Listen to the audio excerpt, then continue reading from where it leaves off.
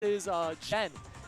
Okay. It was interesting because Jen, a person that he was very comfortable playing defensive in that matchup, and it was frustrating Sinji, who also wanted to play defensive. And that will tilt someone faster than anything. And let's see how Miguel G's will adapt to the 6Master's playstyle and see if he can apply some of those same aspects of his gameplay. Ooh, the jab to get through with the water. I think one thing Pac-Man does have is a lot of really quick aerials, but Palutena having the teleport won't quite get as gimped as much as the other characters. That was a great reading the teleport on the stage. I like the option there to use the cherry, knowing that it kind of hangs low and has that arc that just kind of moves and floats.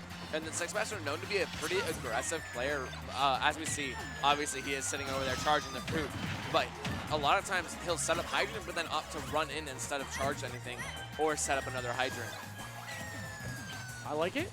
The Z drop. The movement here, and that's the big thing with Pac-Man. Pac-Man, he's definitely a mover. The character can be all 100%. over the place. And so how the character comes in on you, it's difficult to know sometimes. Great roll behind, looking for the raw bear. Unfortunately, rage can be an issue there. That is one thing. Already, G's sitting at 147%, 160, just like that. You saw how that grab actually beat out the landing back Yeah, here. that was insane. A really good grab in this game. That was great. Turning around that orange actually would have caught a lot of people off guard, but G's playing on his toes. Great DI there from G's. However, this is looking very difficult right now for G's. The 6, I'm just going to call him 6, doing really well right now. Has to regrab. Another thing I have to mention, though, is if you have advantage state against Pac-Man as Palutena, it can be very detrimental to Pac-Man. Yeah, Pac-Man, like if you do the side B, you're just going to run down there and counter. Something like that. Back air? No, just forward air. I think he would rather get those bread and butter combos right now because he is sitting at such a detriment. But it doesn't matter because that up smash is going to linger and clip you on ledge, fool. What are you hanging there for? Don't hang. You got to remember, your invincibility is not going to last as long if you're at high percent. Going to drop the bell? Yep. Going to drop the anvil, man. Just like that. I mean, saying that, honestly, he can use a Hydra for his own stuff as well. But Pac-Man coming down with that Nair is so fast, as well as that forward air, which combos into itself. It's just unfortunate that it was the weak hit. I believe up throw will kill at this percent. I assume one of the throws will definitely kill. But G's really taking that first stock. Yeah, 6Master he has trouble securing the stock right now, and I think Miguel is using that momentum to his advantage. Miguel playing very patient. See how he's going to get out of, oh, that Nair will kill it, like 230%. Okay, landing with that forward air. Quick stuff. Now in the corner is going to get out of there. That's a lot of percent. 53. You got to be careful if a character has an item on the ledge. Same thing with Peach. You can do the exact same thing. The dash attack, great way to cover the landing. And just like that, he almost brought it back, but Miguel immediately responding with his own huge combos and big reads. Look at this cherry use, man. He's freaking bouncing him across the stage saying, hey, man, eat your fruit, the doctor said so. Almost dying to that back air. Yeah. Hey, man, and now he has a fully charged bell right now. Yeah, it's going to kill. But that Nair will kill. Yeah. Don't jump, buddy. One of the greatest things about that Nair is a lot of the times people in the corner like to jump out of there. You throw that out, big hitbox. Oh, yeah. It's going to kill you at the edge. Oh, yeah. Okay. He's got Galaga. He's got the bell. He's got to recharge. Waiting. Yep. He's got to use the water. He's trying to pull off that Poet 3000 we saw at SmashCon. Using the water to actually push the bell. That is a lethal setup that will kill so early. Oh, great parry. Fantastic parry. Not getting anything off of it, but still. Yeah. And G's getting his own big combo right now. Yep. Barely missing that back air. And, ooh, positioning. That was perfect space. Yeah, I'm going to be honest, that was perfect. We're going to see, we saw a fair and a Nair not quite knock over the Hydrant. Again, the cherry usage to extend combos. Cherry God, he's trying to give you your fruit, bro. He's actually using the water there, I think, to get in. He tried to hit that reverse up air. Lands with the Nair, nice. That's the scary part is I think Pac-Man just can't land sometimes. That was so smart. That was so smart. He used the melons to push the Hydrant just a little bit and not die off of it. Oh, be careful here. That's a lot of percent. I've never seen it bounce like that. And this is where you have to be very careful. That down air from Pac-Man has a lot of base knockback and can kill you pretty easily off the stage. That back air sent him in a tech chase situation, and he read him perfectly. And that strawberry almost covered every tech. Yes, great forward air. The approach. And right like now, that, 6 doing really well.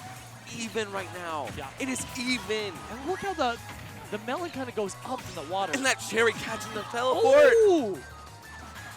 Yeah, see, there's the down airs. The momentum is purely in 6's court right now. He's mixing him up. He knows that the apple has a high base vertical knockback, so that's what he's trying to kill with right now. Ooh, that actually beat out the charge on the auto reticle. Okay, he's going to regrab. Now has Galaga in hand, charging the bell. Yep. And that's going to be it. Yeah. Catching the startup lag of that up air.